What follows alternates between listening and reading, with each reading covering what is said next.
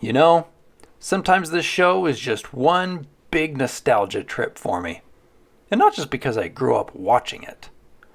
Episodes like this one will feature some small details that just scream of late 80s and early 90s. Take, for instance, this advertisement featuring recently incarcerated Lori Loughlin. Here you are. Oh. Say, what is that thing? It's my trapper for meat. It sure is a lot neater than this. That's because it traps my papers in so they won't fall out. And I've got a trapper folder for each subject. That's pretty neat. And the trapper keeper holds all my trappers.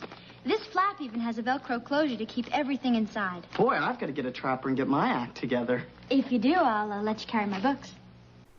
Man, I would have carried 80s Lori Loughlin's books to the friggin' moon. Ooh, maybe I still would. Nope! The Trapper Keeper was one of those defining cultural items, and you definitely needed a new one every year to show off your personality. Is this design loosely based on Saved by the Bell? Art could get straight up crazy, with popular images being provided by neon lover Lisa Frank and the extreme sports shown by No Rules. And this image sure didn't age well. As to Screech's shirt here, Jimmy Z, or Jimmy's, I've honestly never known how to say it, was a surf and skate brand that made a serious name for itself around the time of filming. I remember being constantly jealous of the kids wearing these shirts with Woodies, many sporting the large Z motif. Like Screech's. Is it a B shirt? Not even close. Is it a D shirt? No, man. Is it an E shirt? Oh, it's a Z shirt. And now we have to believe one of two things. Either the wardrobe department mistakenly outfit this Midwest nerd with a counterculture surf shirt, or Screech is cooler than we thought. Nope. So here's an example of Zack doing one of his awkward little intros where he summarizes the plot. When we were in junior high, Screech got me to write a love letter to Lisa. Unfortunately, the letter fell into the wrong hands, and Miss Bliss, our teacher, wanted to kill me when Belding thought she was in love with him. Hey, what are friends for? Cool. But the thing is, Hayley Mills would also do a voiceover intro as Miss Bliss, so I don't know. There's one thing you can count on every semester, the classroom romance. Here I am writing a lesson on the board. There's my class watching me writing a lesson on the board.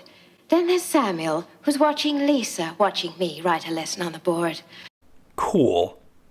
After this charming voiceover, Miss Bliss gives the class a paper assignment. Nikki's pants and shoe game is on point.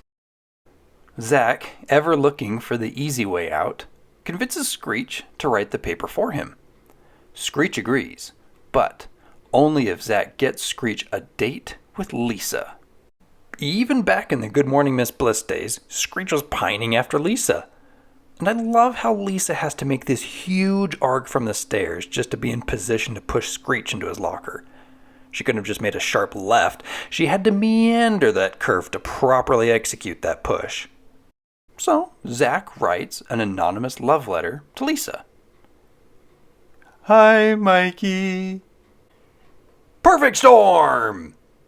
Oh, now we have all our papers in a jumbled mess on the floor. If only we were using our trapper keepers. Oh, so you're the famous Miss Bliss. I didn't realize legends were allowed to be so pretty. This moment of sexual harassment is brought to you by substitute teacher Jerry Vick. And you're making quite a name for yourself around here, too. You're kidding. With the kids? No, with the female faculty. And Miss Bliss just gives that sexual harassment right back. Why is Belding taking such a massive step? He helps the teachers collect their stuff and then stiffly sends them off to class. But first they have to engage in a little awkward, flustered flirting?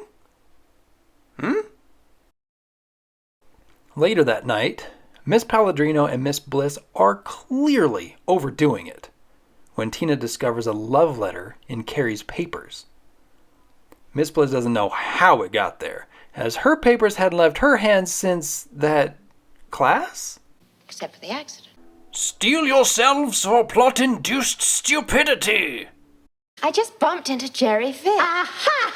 Jerry Vick. You're darn right, Jerry Vick. The substitute teacher who apparently managed to meet Miss Bliss for the first time that afternoon, fall madly in love with her on the spot, draft a steamy love letter in his hidden typewriter, and then casually slip it into her papers. Yeah, Jerry Vick. I thought Miss Bliss was supposed to be smart. It's the next day. While Lisa pines after her unknown admirer, Miss Bliss decides to confront her believed known admirer. Hello, Milo. Miss Bliss essentially asks Jerry out on a date. That's quite an invitation. Can I bring my wife? Married? Happily married. Well, then what the F was this? I didn't realize legends were allowed to be so pretty. Miss Bliss, feeling quite embarrassed, leaves. The offer to bring my wife still stands. While Carrie and Tina try to figure out the author of the love letter, this guy forgot how to fake eat. Come on, man. I know you don't want to take a bite during every take, but at least take the first bite and then fake eat in the background. It's just painfully obvious that you aren't eating. With Jerry Vick removed as a possible writer of the letter, Miss Bliss remembers that Mr. Belding was also present at the paper dropping debacle. Steel yourselves for plot-induced stupidity! So, Mr. Belding, how are you? Well, to be perfectly honest, I've been very, very lonely.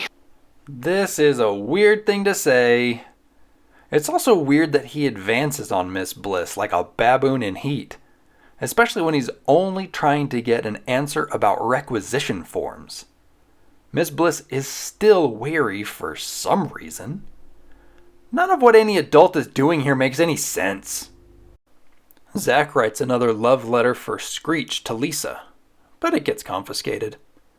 Then Belding shows up for his precious requisition forms. Wait a minute. Then I'll pick them up in your classroom after school. They'll be ready sooner than that. During class. This was all supposed to be the same day? Did they change clothes midway? Did the writers forget? Did editing use the wrong take? Regardless, Belding takes the note with the forms, and he and Miss Bliss eventually have a very anticlimactic heart-to-heart. Hello, Milo. Now having both love notes, as well as Zack and Screech's essays, Miss Bliss confronts the boys and drops this bombshell. What is important is they were typed on the same typewriter as your term paper. Like anyone can even know that. I'm sorry, Miss Bliss.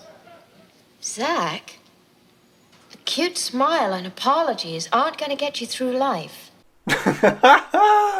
She doesn't know what show she's on. Zack apologizes to Screech for using him, and then Screech goes off to meet his destiny.